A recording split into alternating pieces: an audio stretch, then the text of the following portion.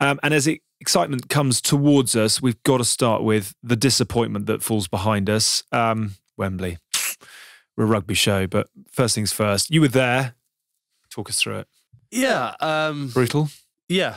I've never seen that. I don't claim to, I'm a lad from up north, comfortable in most situations. But it was weird last night. It was genuinely, if I was there with my kids, I would not have been that happy about it. And, obviously it's two guys who didn't have tickets. That was the problem. Obviously walking down Wembley Way was a disgrace. The amount of just shit, litter, like people who just generally didn't seem to care about anything. It's a small minority, but it's unfortunately the minority that you only remember. And, trying to get into the stadium took forever because people without tickets, people had taken photos of their tickets on their phone and were all trying to get through. Some people with actual tickets couldn't get through because their mate had obviously taken a photo of it and used it to get through, and you can only get through once. So people were then trying to get double people through the turnstiles. The stewards can't do anything. It was just something I've never witnessed before. And then all the people without tickets would just stand in the stairways. Stewards are telling them to sit down. They don't give a shit because the stewards can't do anything to them. And then it ends up, there's a guy who was there the whole time, smashed out his face, literally didn't watch any of the game anyway, was just too busy shouting at supporters that they should be standing on their feet, ends up getting into a fight with another one that's straight behind my seat.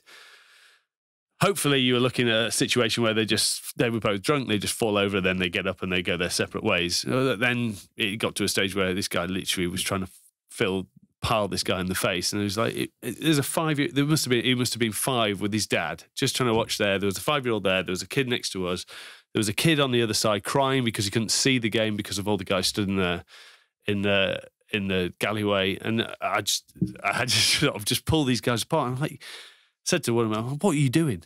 Just what are you doing?" And then, he wandered off, blood all over him.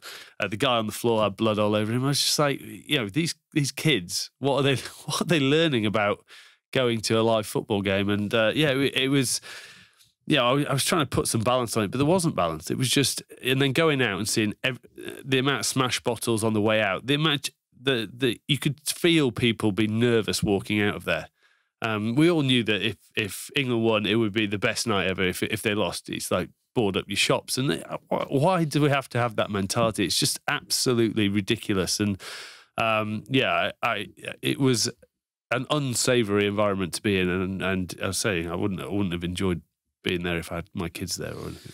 Oh, that's a really sad note on which to start. I understand, and we're hearing it more and more. And we're but it takes away. I was surprised. The problem is, it takes away. I put a tweet out last night about how good that team has been in terms of, for the first time ever, you look at, you've got a real gathering around the team, Gareth Southgate, everything that they've done over their journey of the Euros and the build up to the Euros, and you finally got, you've got the media actually speaking highly about them and what they're doing, not only on the pitch, but what like the likes of Marcus Rashford is doing off the pitch. And you feel that you're on this journey, and then you just walk into where a small minority of people who, the ones who just kick down the barriers and just total disrespect because they want to be in there. I know everyone wants to be in there, but that's the nature of the beast. That's why you put on fan zones to go and celebrate it in that way. But it's just, I feel it undermines what that England team has done, and that's the biggest shame for me. Is I think they've really sort of galvanised the country after a really bad period, and in one night it feels like it's somewhat broken. Couldn't agree with you more. I just wonder, I don't know how you do it, but it's the same almost with social media, how you find a way to block, ignore, and not oxygenate the minority. It's the same on social media. It's the same with the idiots last night. Let's move on to other things. The one thing before we actually get to Brian, I did want to ask you about is just that element of pressure. And it was suffocating. And I mean, I remember putting out a few years ago a tweet saying, will I ever see England win a major football tournament in my lifetime? And I'm not a massive football fan. I love it. I get into it on nights like last night. Hence the hoarse voice this morning. The hoarse voice. Yeah. I so desperately wanted them to do it, and I completely agree with you. It's sort of, there's something almost quite reassuring about the way it ended, because that's English and that's what we know. But I'd love to ask both of you, and you said you wouldn't have ever been able to do what they did last night, and I couldn't agree with you more about me, not necessarily you. But the moments in your career where that pressure, I mean, because you famously in 03 were just like, this is why we play the game, still. Was that genuine sort of excitement for what was to come? And can you think of a moment like, you know, the 3 guys who went up last night where you just thought, flipping heck, this is so uncomfortable. I don't know how I'm going to handle it. Yeah, I don't know whether any person in any other sport can experience what it is like to go and take a penalty to win a major tournament. I think you're absolutely right in that. I don't think any other sportsman can do that. I mean, you know, yes, I talked about 2003, but that's about the whole game. I was fully confident in my ability, and this was going to be the biggest game of my life. But I also had spent a lot of time thinking of my approach during the week, and my approach was, this is the biggest game, but it's just the same game. You've played this opposition 4 times. You've never lost to them. It's the same. Don't let the occasion deter from, like, take away your focus from what the game is. You just turn up, you play, and that's what you do. You give it your all. And that was one of my strengths, was that's how I could approach a game mentally. Now, I always say I perform better under pressure because I quite like it. I quite like to know that people are watching. So if you fail, you have that mass exposure of failing. But if you succeed, you have the mass exposure of being in that place where you succeed. So I always think I would quite like to take a penalty in that situation. But I would never know. I would definitely be nervous going up there. But would I still be able to carry that nervousness into excited nervousness?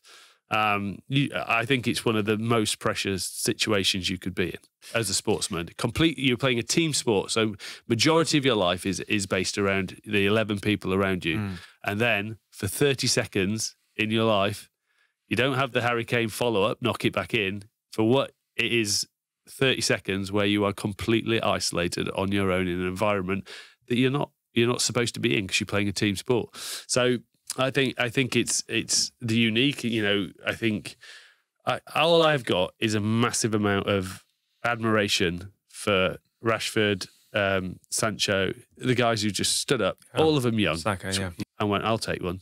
Because to do that, you know, you look around, you've got your Sterlings, you've got the more experienced players, and they've obviously stood up and said, I want to hit one.